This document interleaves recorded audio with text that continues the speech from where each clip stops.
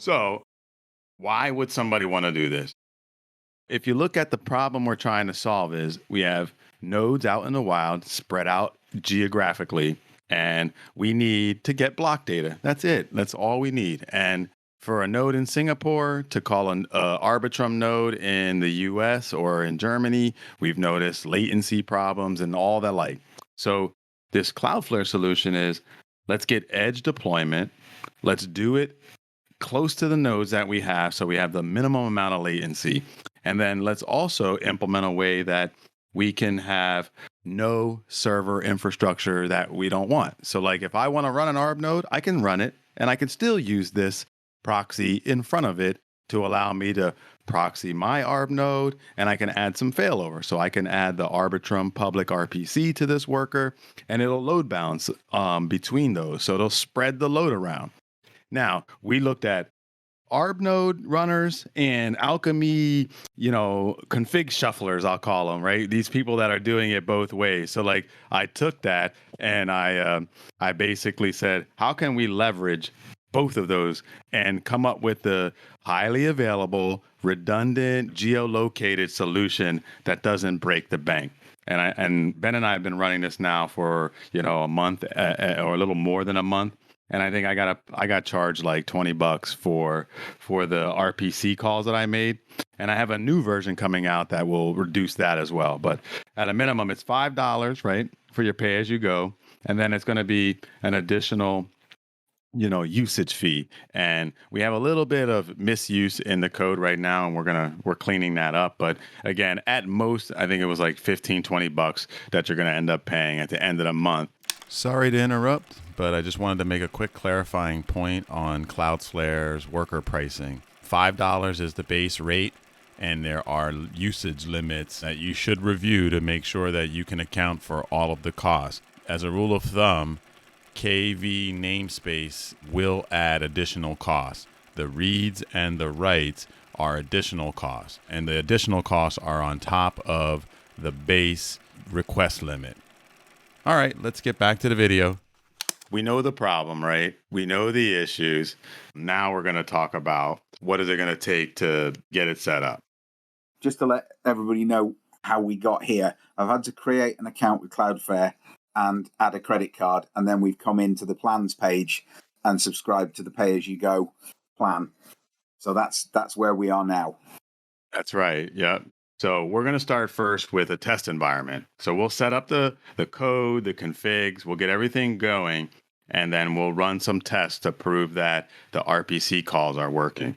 We'll need to do the same thing for production, but you're going to need a production domain, and I'll let you do that one on your own. So that way we can show you the test environment, and then you can build your production environment, and once you're done, we can make sure that it's working. So now on the left hand, click on workers, and we're going to get started first with setting up the actual service. So now this part here, it says set up a domain. Now what this domain is, it's a workers.dev domain. I like to put my orchestrator node name in here, right? So like, I'm Zodap. So if you'll see, it'll be zodap.workers.dev, right? So put whatever name you want in here. It has to be unique, and it seems like that is. So if you look at the URL below, whenever you create a worker, it's going to be myworker.that domain. All right, set them up.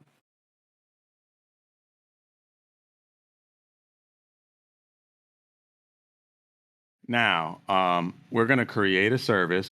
We're going to do it first for test, and then we're going to create a prod. So everything I do for test, you're going to do the same for prod, okay? So in this service name, test-RPC. And the defaults are fine. Say create service. Okay. So now at this point, you get a page where you have the service, and then you'll see in the middle of the page, there's like resources, triggers, logs, deployments, and settings. Okay. That settings and logs. These are the areas where we're going to be doing most of our work, right? On this middle tab here. So under settings, let's go there. We want to go to variables. So there's a bunch of variables that we're going to need to create here. So I'm going to feed you them through the chat. So I'll paste in the variable name, and then I'll tell you what the variable value is going to be. So here's the first variable you're going to want to add. And for its value, this is going to be a comma delimited list. All right. And you cannot have spaces in here. So right now we're going to use two of the same RPCs, arb1 from Arbitrum and arb1 from Arbitrum. Okay. And you can see comma, no spaces. Good. Now you need another variable here. We're going to add them all these variables now, and then we're going to pop them in. So here's the next variable. And here are the values for that. This is also a comma delimited list. Now what this is basically Arbitrum's going to send RPC calls. You can send bad RPC calls and get successful responses back from the web RPC endpoint, which you don't want that though, right? Like we want to be able to say if any one of these error codes comes back from the JSON call, we are going to consider that a failure. All right, now here's there's two more.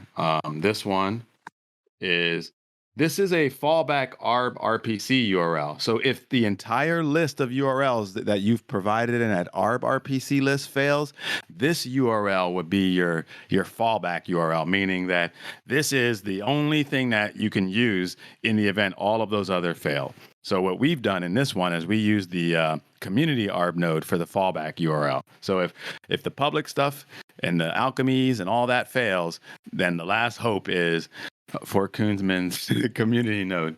So if you have a community node, great. If not, just put the Arbitrum RPC back in there for our testing right now. Just once. Yeah, you can only have one URL. This is a single value.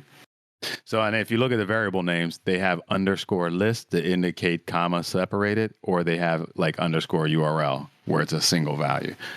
All right, last variable here, and then we have to do some more stuff, but logging enabled, and we want to set that to true.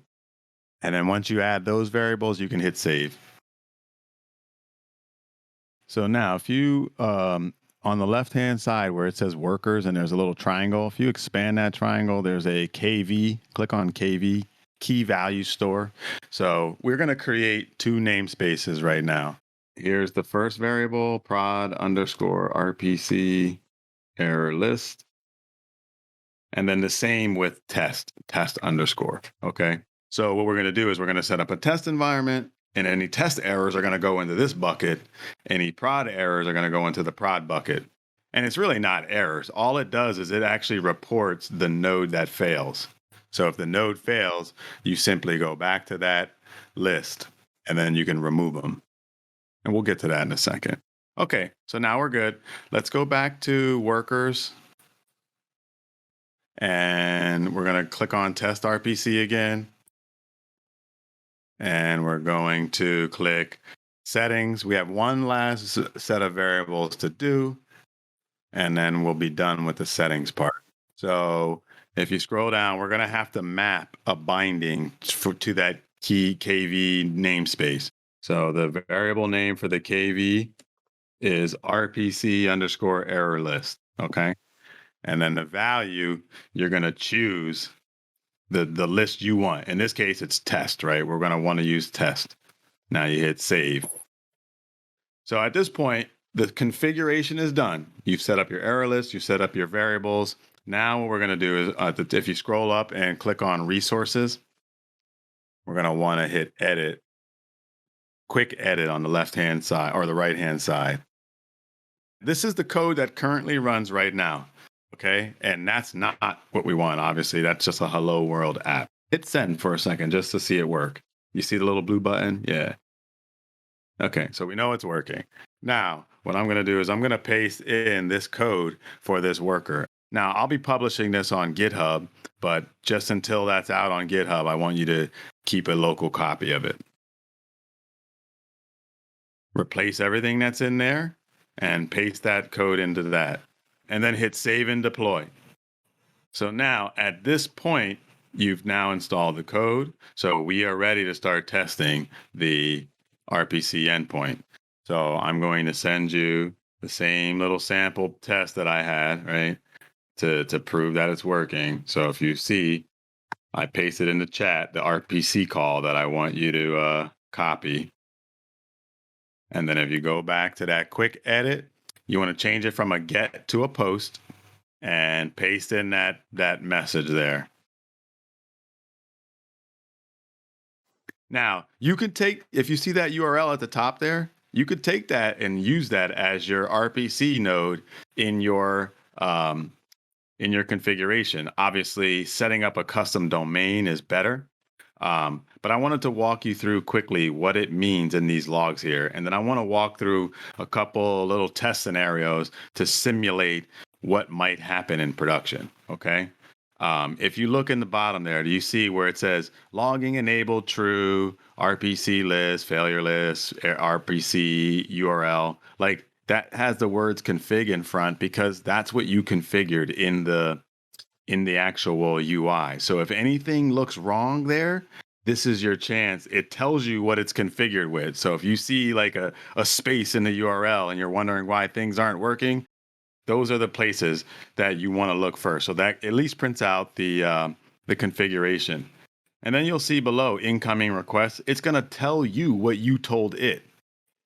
So it prints out what your request is.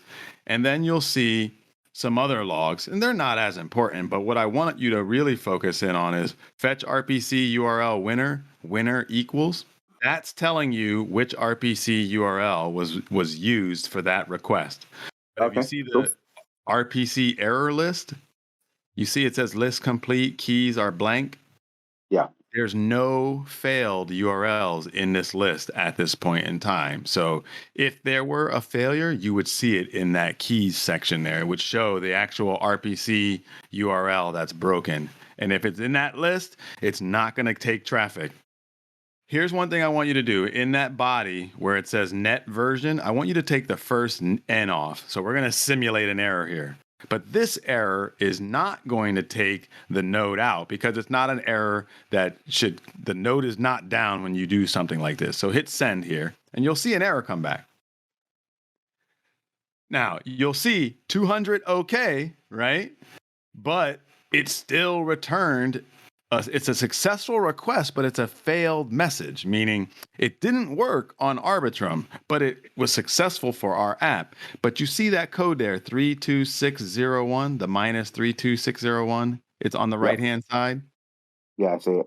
All right, copy that value. What we're going to do is we're going to go into, it's a minus as well. It's a negative number. We're going to go into the config, and we're going to say when this error occurs, we want that ARB node to fail.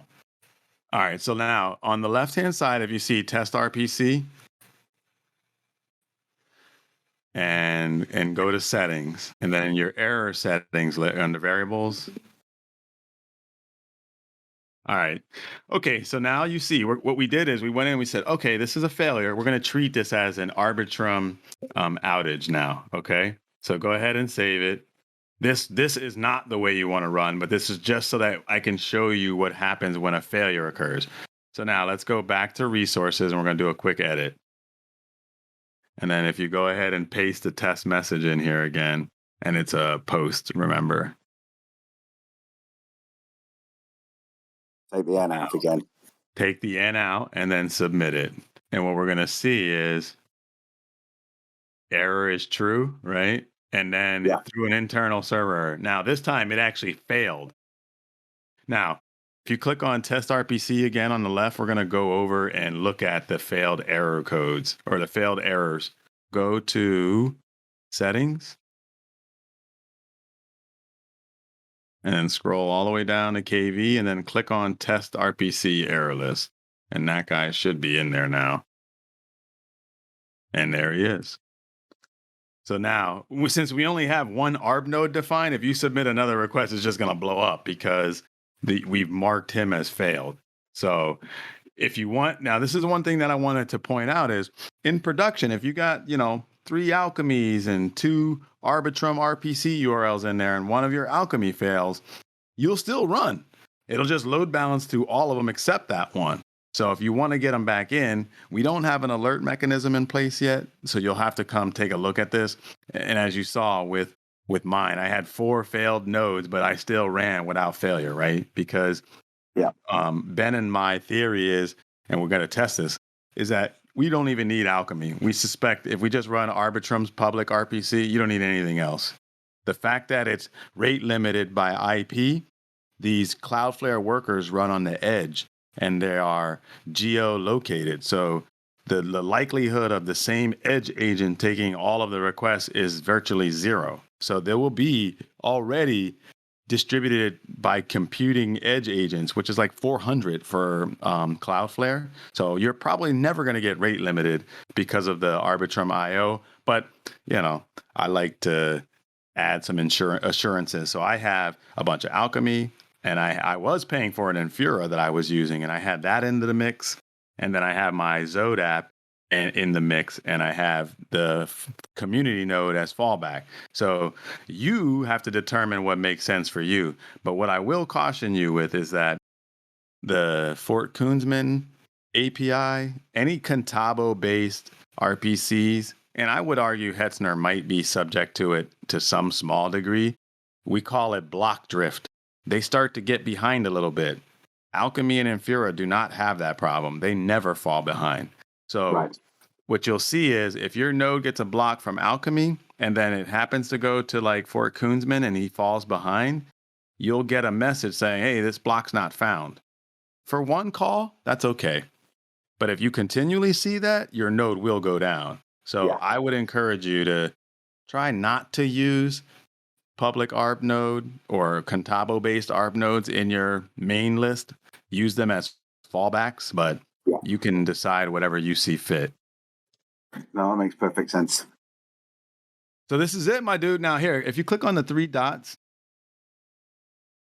and this part is, now you hit delete, and now it's out. And if you go back to that tester, you can use it again.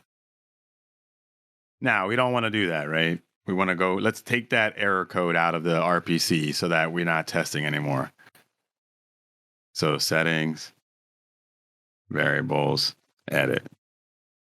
There you go. Now, again, when you're testing and you find, like, say, Arbitrum returns some error code that you want to treat as down, you can customize that as you see fit. So from here, Adrian, what do we do next? What are the next steps for you? How do we get this final? Well, obviously, you need to do the same exact steps again for production, right? And then you also need to update your ARB list. So put the proper set of Arbitrums, RPC endpoints, your Alchemies, and whatever you want to do, make sure you configure those lists properly. So getting it replicated for prod and then adding the proper ARB list, now you're set that you can start using it. But then there's one small piece to once you get your domain in here. And if you click triggers for me, I'll show you how to get that part working. So under triggers, it says add custom domain. So in here, if you had MikeZuper.com, you would put rpc.mikezuper.com, and then you would hit add custom domain. And then Cloudflare would prompt you saying, hey, do you want me to add this DNS record for you? You say yes, and now you're set up. But you have to have a domain with Cloudflare in order for that part to work. That's the URL that I put in place of the existing RPC in my config. That's right. Yes. One quick question: if you are using a custom domain, what does this look like? Is it test-rpc dot custom domain? Whatever you call it, that becomes the URL. Cool. I'll do that afterwards. All right. So I'm going to send you a test command that will actually run a curl and test against it. Okay. So in the chat, I'm pasting the one that I use for my RPC tester. Okay. So you'll see, right? It's using my workers domain right now. You'll see that in there. You just swap that ARB URL out for your ARB URL, and now you're running the same command line test. But that ARB URL is what goes into your configs, right? If that curl doesn't work, your ARB URL is not working. Okay. So do you have a Linux server or somewhere you can run that curl command and you put your RPC URL in there?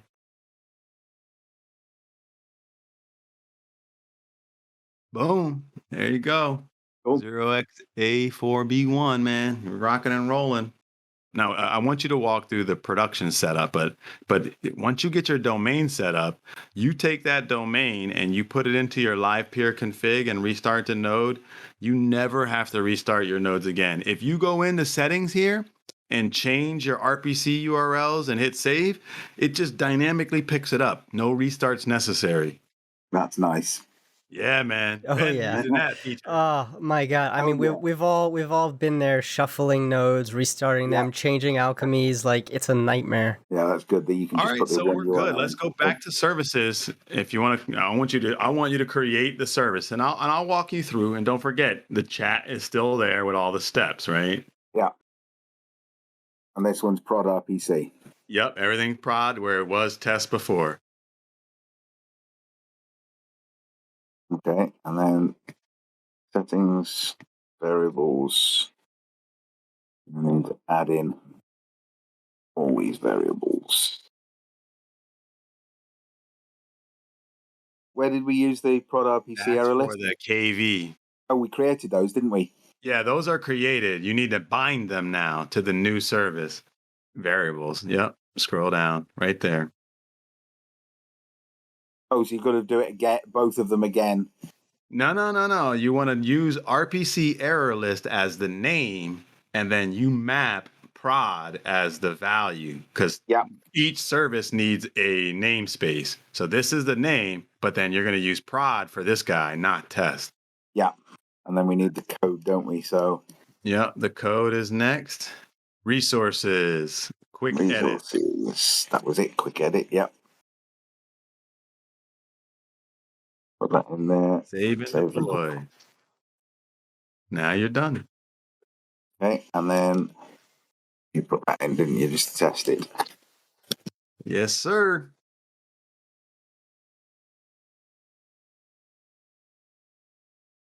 Boom. Excellent. Awesome. Like butter. For now, you have what we're running in production, but as we start to evolve this solution and customize it, which it will evolve because Arbitrum's going to evolve. I suspect Nitro's going to come out. Something's going to change. We're going to have to do some tweaking, but just, be aware. Yeah, no, that's great. Thank you. I appreciate it. Cool. Ben, anything else you guys want to touch on before we wrap this bad boy up? Because this is it. Yeah, just keep an eye. Oh, do you want to show him the page where he can look at the metrics and the requests? Oh, yeah. Good call. Click on resources. Right there. So right now you don't have any. Let's flip over to test quick. Go back to services. You can click on test because we submitted a few requests there. So you can see test, right? It's got 112 requests, 0 failures in the last 24 hours, right? There was one, I think. No, actually, the one that failed was a successful request, right? It was just a bad outcome. Yeah. So there's no failures here. Everything looks good. Got 120. Keep an eye on it, but you're set.